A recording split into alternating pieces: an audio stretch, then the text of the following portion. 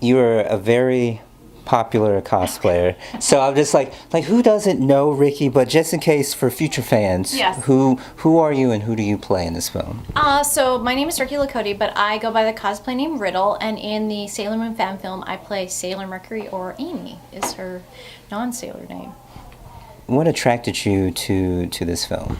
So basically, like, Sailor Moon was like my gateway drug. I remember being a really, like, a young teenager, and I remember, it's vivid. I saw a commercial for the toys, and there was animation in that commercial. I remember saying, I was babysitting at the time. I said, oh, if that was a TV show, I'd totally watch that. And then it suddenly came out. Now, I was in Canada, so it aired on YTV, and I just was addicted. I remember racing home at lunch, and like I always missed the last 15 minutes because I had to go back to school, and then when I got home from school I would watch it, and I just fell in love with it. I didn't know what anime was, and I grew up in a really tiny town in Canada, and I just like fell in love with it. It's actually like the first and only thing I used to surf on the internet for the first year. Like when our school finally got internet, right. I was like, I need to look up more Sailor Moon stuff. It was just something about it just totally like just appealed to me on like all levels. And then from there, like, it basically spearheaded my love into anime, and then my love into cosplay, and then it literally is what got me started.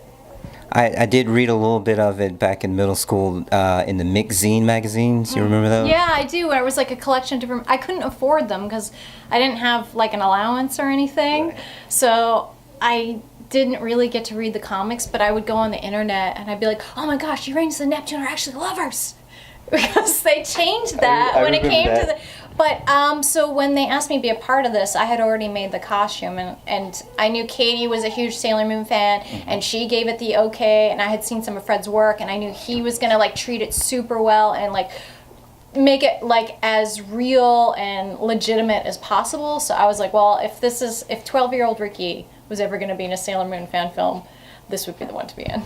And for those that don't know that you actually work on Marvel films, could you explain what you think and what other people might think as far as like working on these big budget films and working on fan films such as the Sailor Moon fan film itself? Like, I think when it comes to the difference between working on a big budget Marvel film and say working something like this, it's a much tighter, smaller crew. There isn't as many cooks in the kitchen. So the vision of the original Fred in this case, his vision, it's not a game of telephone. Basically what he's envisioning is going to probably be what appears on the screen, because he has a hand in everything along the way. When you get into big budget films, you're getting into, you have the writers, then you have the directors, then you have the way the actors want it, then you have the way VFX wants to shoot it, and then you have the costume designer limitations, or how there's all these cooks in the kitchen about.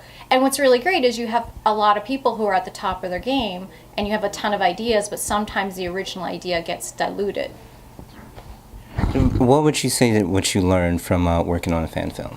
The thing I've learned most from working on a fan film, or I think the greatest skill you need, is you need to be good at a lot of different things. You're going to have to do your own makeup, you're going to have to be able to do your own hair, and honestly teamwork, because especially with the Sailor Moon fan film, we're helping each other get dressed, get undressed, do each other's hair, help each other with makeup. If we forgot something, someone's like, oh, I have that, do you need scissors? So it's really just like a team effort, and just being able to do a bunch of different things. Because I'm not an actress, I'm a costume maker, so it's been a real struggle for me to try to act. But, it's something, obviously, if I want to be in this, I have to, put my best foot forward. For future fans, like I said before, how would they get in contact with you to support you and everything? So on social media, I have a Facebook page, which is Riddle's Messy Wardrobe. I don't post there as often. I have a Twitter, which is Riddle, RIDD, the number 1E, and I post a lot on Instagram.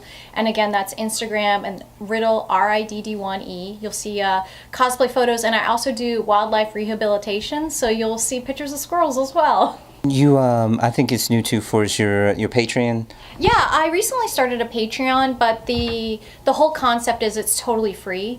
So it's basically all the other content I post everywhere else, just available for free. So you won't miss anything because of the weird Facebook algorithms that there are. So I want to make an option. You just come, you follow, you can see everything. I interact with everybody, and I think it creates like a nice little community if you don't want to miss anything. Good stuff. Good stuff. Yeah. Oh, I guess I can add in something. Oh, so, and the other reason I want to create a free Patreon is when I do, well, if and when I do start doing tutorials, I want them to be available to everybody, because I gained so much from free knowledge on the internet that I don't want to create a paywall. I don't want a 12-year-old to not get the information I have because they just can't afford to pay for my Patreon. So I think it's really important, if we're going to sort of inspire the next cosplay generation and help them, I think it's important to make that information as accessible as possible. I appreciate you on that one. Yeah. I mean, it's not for everybody, but that's just the way I like to do it. If I fart in the wind, I want everybody to smell it.